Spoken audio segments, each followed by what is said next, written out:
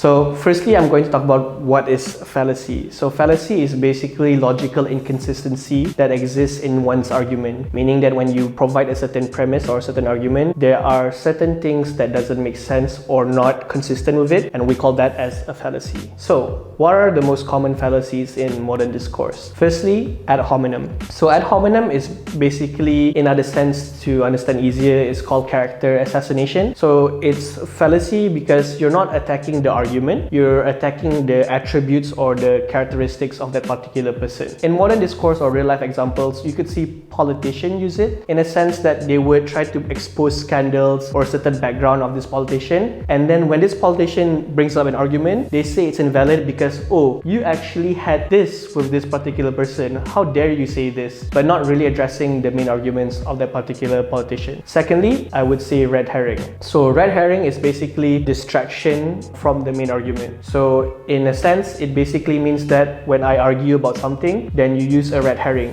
like a bait, to distract the audience about the main argument. A real example that we could talk about in today's discourse is about child marriage. In real life or in real discussion right now, people are largely concerned about child marriage and they want to end it. But some proponents or the supporter of child marriage would say, hey, wait, we have bigger concerns to talk about. What about poverty? What about pollution? And then they dismiss that argument by saying that there's other things to talk about. Thirdly, I would say the bandwagon fallacy. So bandwagon fallacy is basically believing anything that the majority says or believe anything that the mainstream media or mainstream opinions talk about. So in this case, we can probably talk about iCert. So some people, if they don't read much and they hear, oh, we should go against iCert, and in their sphere, that's the common discourse, so they would likely or have the tendency to say, alright, let's go against iCert, without actually reading what is iCert to begin with. Next is strawman. So a strawman fallacy works when you misrepresent the particular argument or you exaggerate the version of it. Simple example is in regards to same-sex marriage. So I remember talking to my friend and I was saying that, oh, we should support same-sex marriage in secular countries, not in Malaysia, secular countries, right? And the counter argument or the responses that he gave was, oh, if we allow same-sex marriage, then no one would reproduce. So he implies that same-sex marriage is equivalent to everyone, or the exaggerated version that everyone will be gay and everyone will go for same-sex marriage, which is completely untrue and it definitely ignores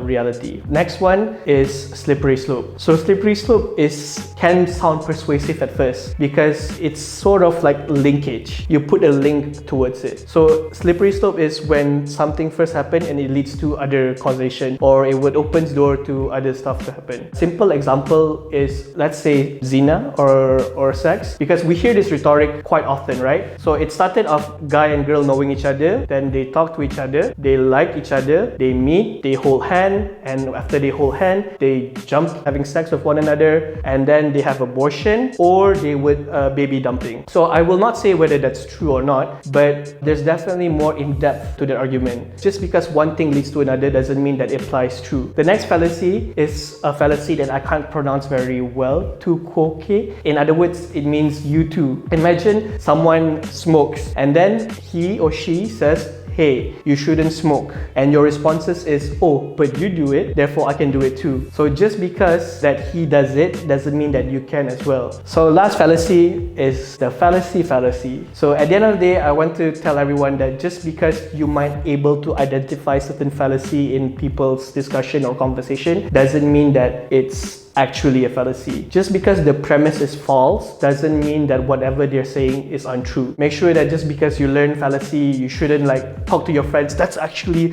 a fallacy, bandwagon fallacy or whatever. It doesn't work that way. All cases and issues should be read critically and should be scrutinized. And when you have the right logic and whatever you think is true, then if you have enough evidence to back it up, then carry on. If not, then I think it's better for you to read more.